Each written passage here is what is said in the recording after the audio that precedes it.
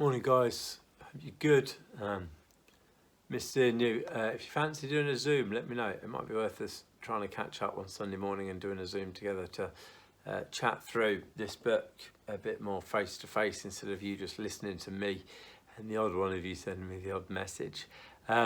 This week we're looking at Our Weakness, God's Glory, page 72.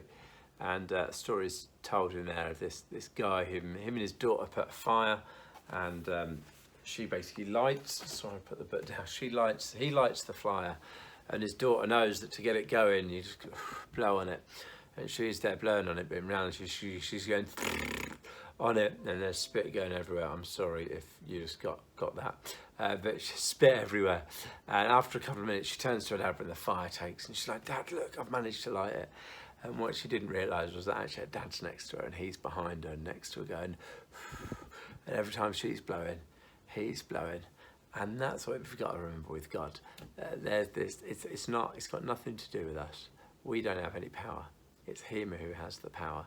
And if you guys are watching the Embrace talks, actually the one I did this week about intercession actually really links into this, and next week's intercession one really links into what we're talking about here. It's not about us, it's about God. And actually the best we could achieve is that wet raspberry. God's there doing it for us, and it's just that free. It's just freeing to know that it's not down to us. It's down to God. We've got to step out and have a go at doing stuff for God, but actually he's the one who does it all. And our best efforts at best are a wet raspberry. All of it, he's there with his spirit behind us, cheering us on, doing it for us. So living supernaturally, living dangerously, and sharing our faith and praying for people, and waiting on God, and trusting God and listening to God, and sharing what God has done for us and is doing in us and wants to do to other people. It's about God. It's not about us. As we've looked over the past month, this whole chapter is about weak, cracked pots. The fact it's not about us. And that's quite freeing when you realise it's got nothing to do with you. It's not about you. It's all about God. And it's worth having a go then, because you can't fail, because we're failures to begin with, essentially. It's God who does it. So if God doesn't do stuff, then that's because God doesn't want to do stuff. But is that down to us to tell God what he should and shouldn't do? Crikey, no. He knows what he wants to do, and he just wants us to go along with him and do it with him, do it in relationship with him.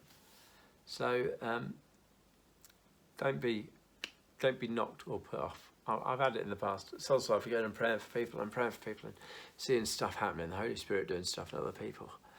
And I'm just stood there praying for someone, they're just stood there praying with their eyes closed and their hands out, and they're just stood there, and all around me there's people receiving gifts. All these gifts and stuff are going on, but I'm clearly not good enough at praying, and I'm a bit useless and a bit rubbish because nothing's happening.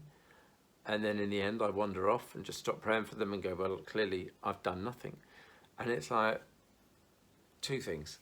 Number one, it's not about me. So remove the I've done nothing. It's about God, and it's about ministering to people with God's Holy Spirit. So remove myself from it. They were the wrong things I used to think. Oh, I haven't done anything. It wasn't about me. It's about God. And number two, actually, you don't know what God's doing in someone. I'm sure as we read through this book, this topic will come up again. But God does stuff in people in different ways. Sometimes it's a physical thing. People will shake or cry or fall down.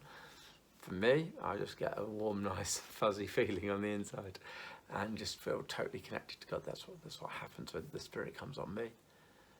And he's always there. I just mean he comes on me. He comes in waves and comes, there's more of him. It doesn't make that any better or any special because the Spirit's in us all. But it's not about us, and God works in different ways. So it's a short one this week.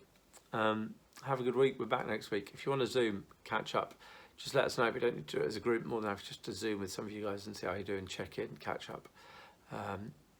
So yeah, I'll see you next week. Keep well. Bye-bye.